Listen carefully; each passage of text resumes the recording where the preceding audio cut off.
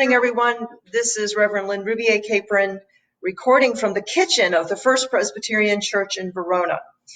I'm in the kitchen today for two reasons. One is because, I don't know if you've noticed this, but sharing a house with somebody else, both of us have tried very hard to be sensitive to when the other person might just need a little bit of space. And while my spouse would never say anything like that, I just kind of had the feeling that popping over here might give him a little space this morning. And so just be thinking about how we can do that for each other. I've got a special guest for you. I want to make very clear that he and I have been staying more like 12 feet apart because we don't want anybody to get sick. But I just wanted him to come over and have a wave. So I'm going to step out of the way. Come on over, have a wave with everybody. Good morning, everybody.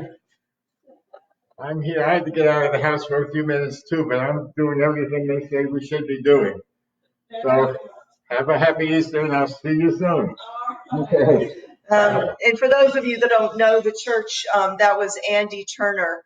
And so he's just here looking for some things to help us get ready for Easter Sunday.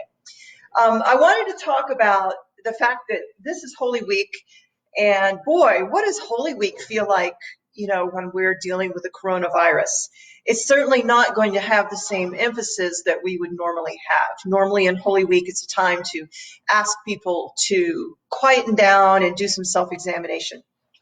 This year, I think the meaning from Holy Week that is the most meaningful to me comes from the letter to Hebrews, where it says, Jesus understands every weakness of ours because he was tempted in every way that we are, but he did not sin.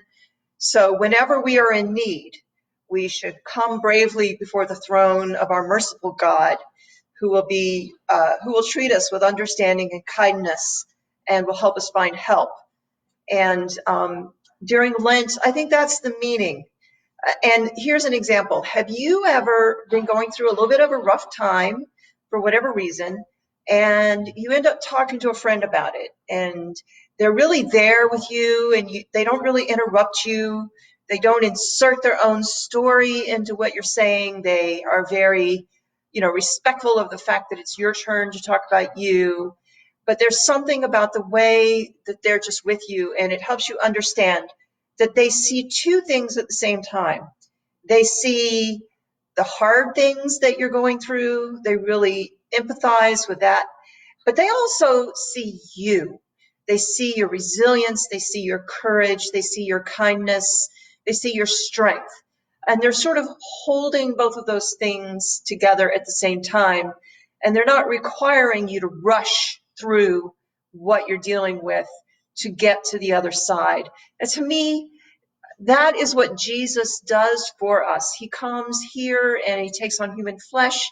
He learns what it's like to be human, to have to wait for, redemption, for healing, for being saved. That's what it means to be human. And so he's walking with us through this week of Lent.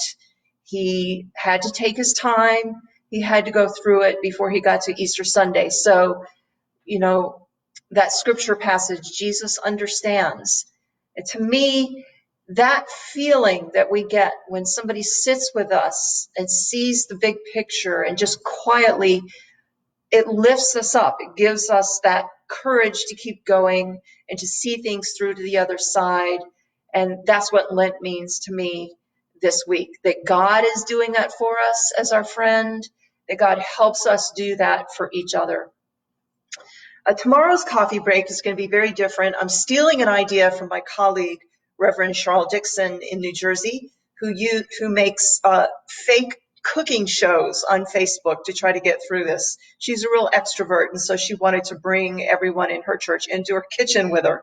I'm going to make soup for Monday, Thursday, tomorrow, since that's our tradition, and I'll have that as a sort of fake cooking show for the coffee break, talk a little bit about Monday, Thursday, and about how we're going to celebrate that together. May God bless you as you feel the presence of God, as you know that God sees both the things we're going through and also the resilient, gracious, wonderful person that you are. God bless you all. Bye-bye.